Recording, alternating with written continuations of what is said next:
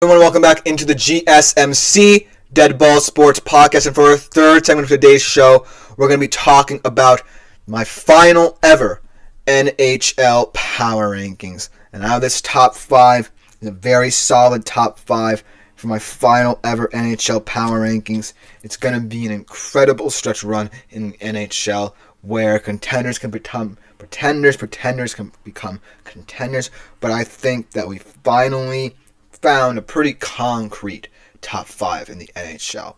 And I think all 5 of these teams are capable of breaking through and winning the Stanley Cup this year. So without further ado, let's just jump right into it, starting off at number 5, a team that definitely very well could be a bit higher in these rankings, but I think are just a solid, well-rounded team and someone had to be number 5, is how I think about it.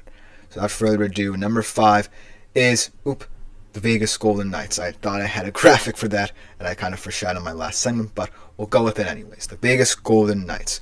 And you can convince me, this Vegas Golden Knights team could be as high as 4 or 3. But the thing about Vegas is that someone, like I said, has to be number 5. And Vegas, to me, is a solid team, but I'm uncertain now of how to view them in the landscape of the NHL.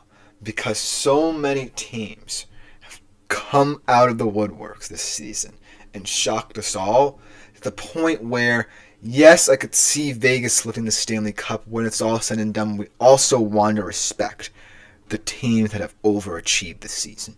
So Vegas, the ultimate overachievers, find themselves at number 5 in this list. But you can convince me if you think that they could be higher.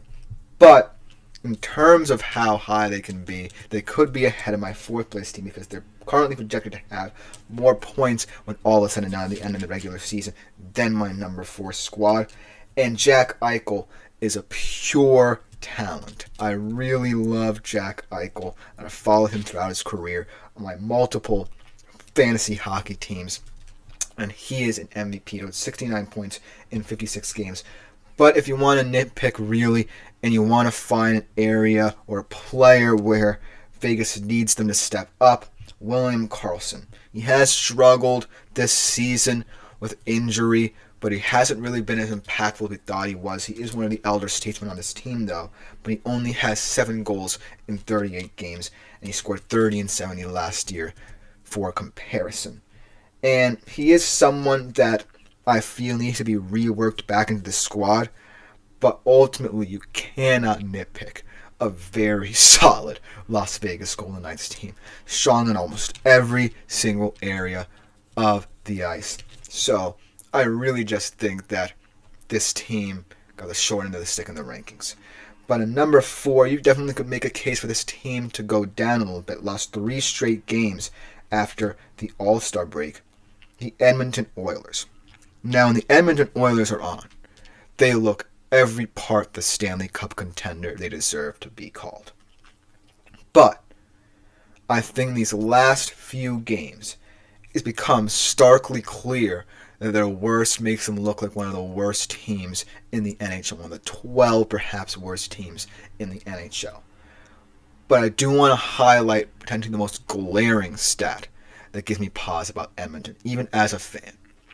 Connor McDavid and Leon Draisaitl, let's be clear, are 2 of the biggest stars in all of hockey, generational talents. But they have combined for 158 points this season. And in fact, their 20 power play goals are more than the rest of the roster combined. That has to worry you if you want more balance out of a Stanley Cup contender.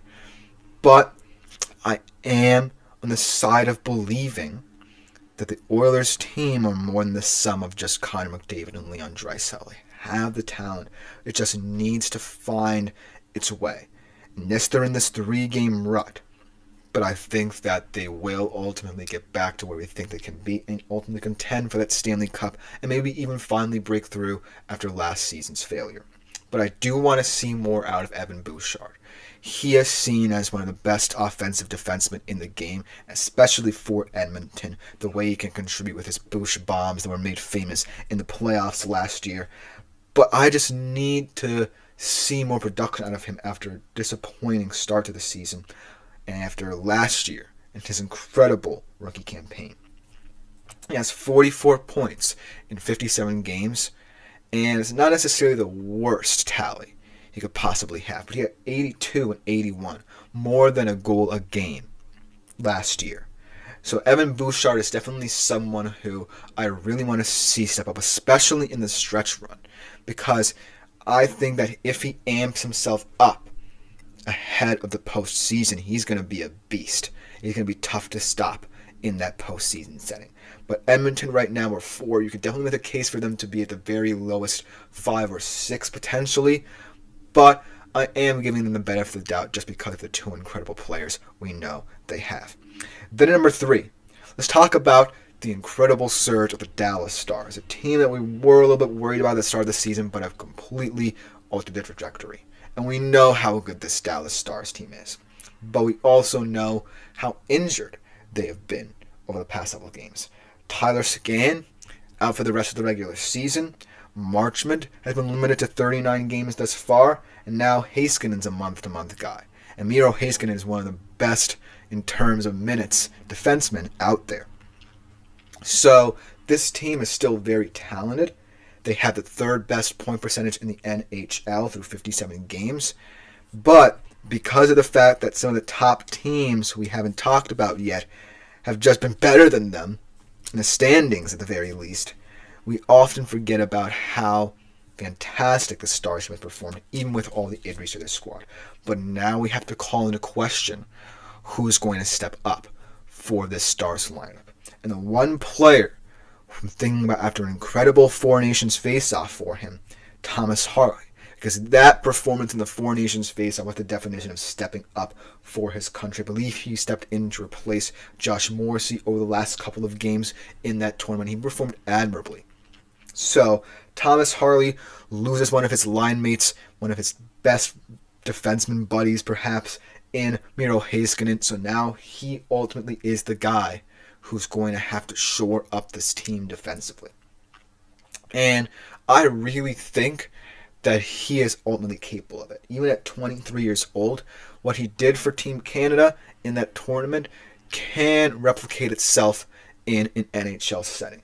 Whether or not it's going to be in the postseason, I don't know, but they might just need it for the stretch run in this regular season to keep up with some of the top teams in the league we haven't mentioned. But I truly believe that this Dallas Stars team is kind of underappreciated just because of the rapid improvement of several teams around them, both in the Eastern and Western Conference, who we're about to get into.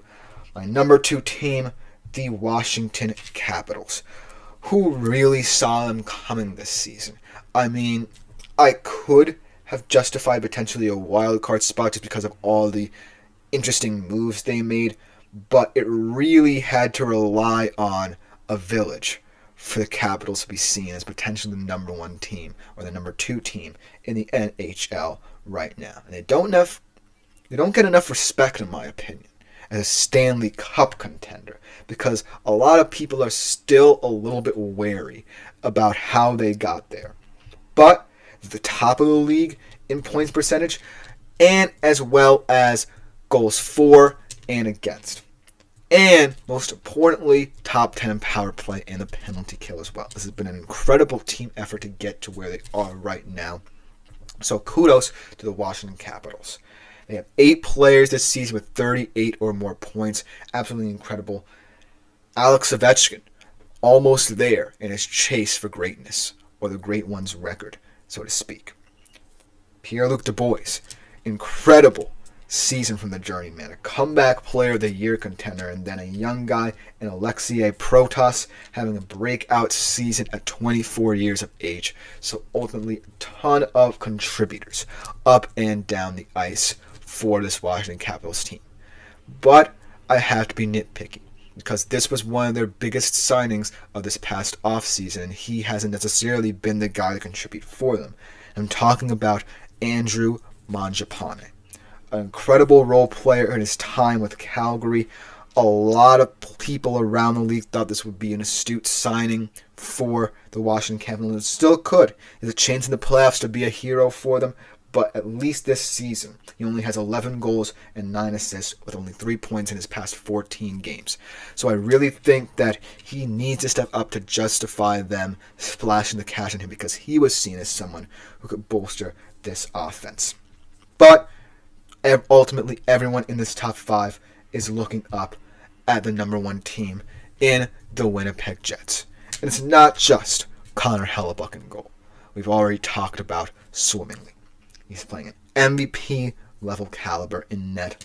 He might ultimately win both the Vezina and the Hart Trophy this season, but it's guys like Gabe Vilardi, Mark Scheifele, and Kyle Connor, the veterans of this team, having 30 power play goals combined in this squad.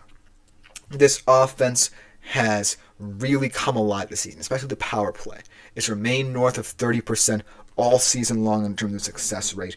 And these guys, even though they're grizzled veterans in the league and have been with the Jets for forever, haven't really seen this level of contention but still remain loyal to this team, now having a chance to have their success bear fruit in the league is really incredible to behold. But I do feel that one player has been a veteran in the league as well, more of a journeyman, has not necessarily translated to this Jets team as well, and that's Josh Morrissey. Josh Morrissey obviously did not play very much in the Four Nations faceoff, I believe, due to injury, and he has, for the most part, had a very strong season.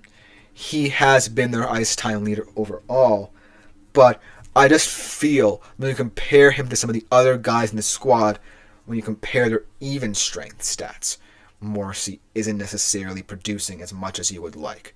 So I do believe that with that nucleus of Vilardi, Scheifele, and Connor, they should be excellent in the postseason as well. And Connor Hellebuyck playing as well as he has in net this season. But Morrissey has truly been the disappointment for them this season. But ultimately, that has been my final ever NHL Power Rankings with the GSMC Sports Network. Coming up next, we preview a big game this weekend in the NBA. It's Cavs Celtics, 2 of the East's best, the top 2, their final showdown, when we come back after this short